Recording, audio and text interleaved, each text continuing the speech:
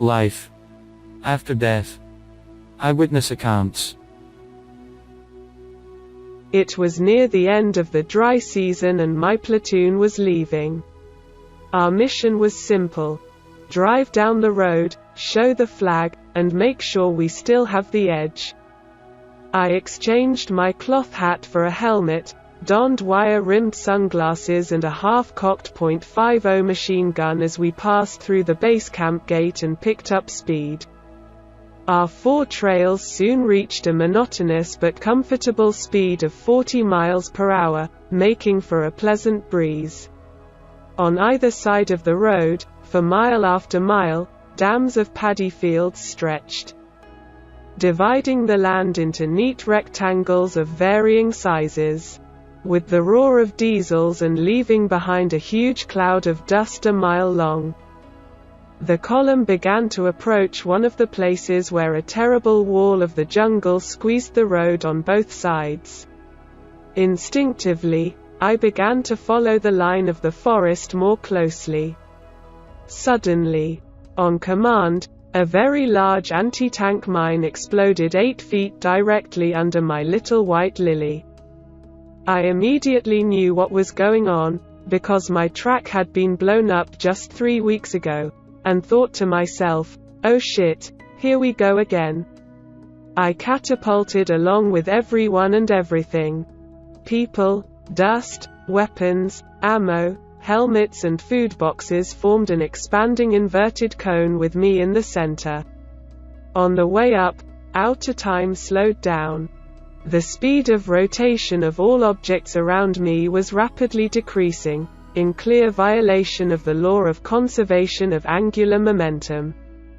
I was fascinated by the unnatural, constantly slowing movements of the bodies of my comrades and was perplexed. This is the end? Are we all dead? At the top of my trajectory, time stopped completely and an inexplicable calm reigned. The state of consciousness that then prevailed was as much a normal waking state as the normal waking state for sleep. Whatever it was peaceful, omnipresent, in time and space, omniscient and absorbed everything into an indivisible whole. The entire universe in the past, present and future has shrunk into a single center on which its entire existence depends. This is something that doesn't change. It is the light of pure consciousness that illuminates all things. This is the final meaning of the enigmatic biblical passage, the light of the body is the eye. So if your eye is one, then your whole body will be light. It is the great nothing. For it includes all things and therefore is not in itself a thing. So it becomes universal. Moreover, there was, and remains, absolutely no doubt about its authenticity, just as one would not doubt, waking from a dream, that the waking state is real, and that the dream was only a dream. In short, God Himself took over my reins in the sense that I no longer existed as a separate entity, only He exists.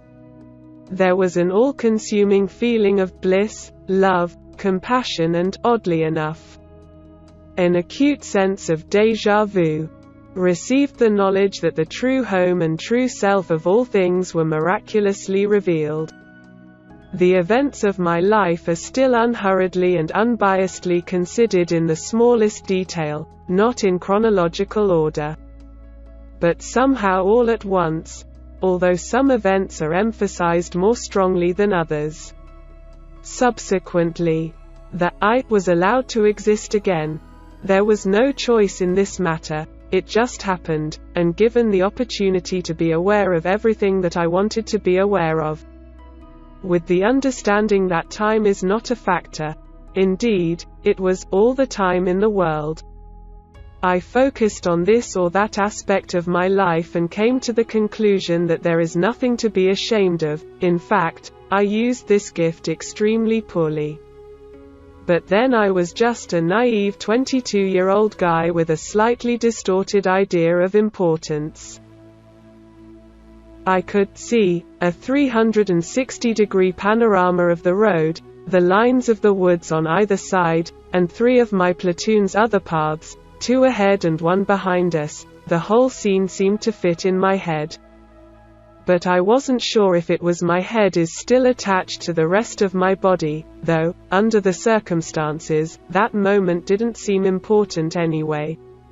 In other words, I really didn't care if my life ended or not within the next few seconds. I was then gently, but unequivocally, informed that I would survive the explosion without serious injury. And even that I would make it out of Vietnam unharmed.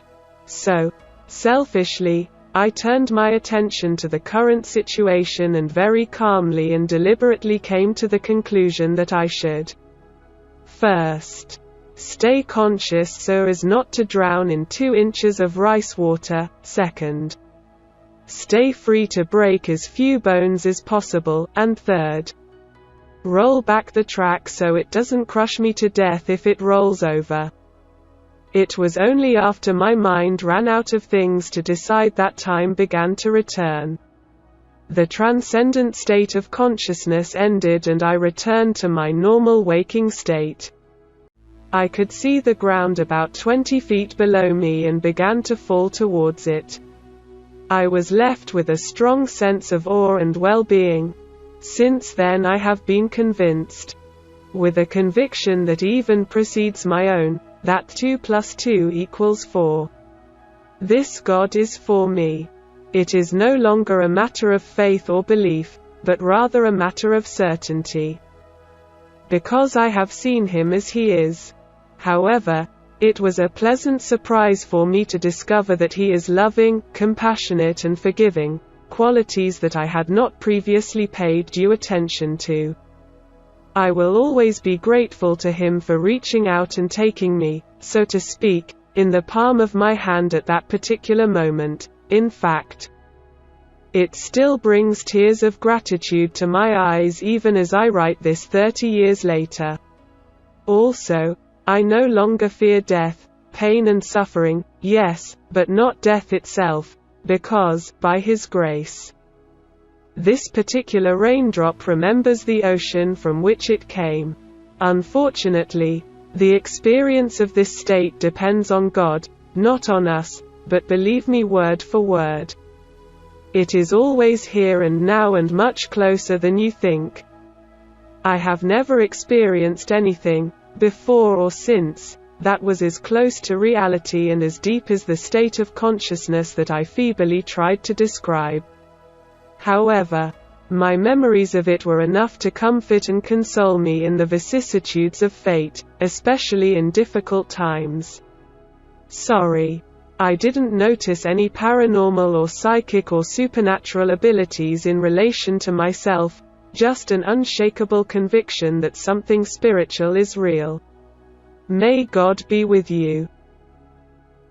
See also other interesting videos about life after death on our channel.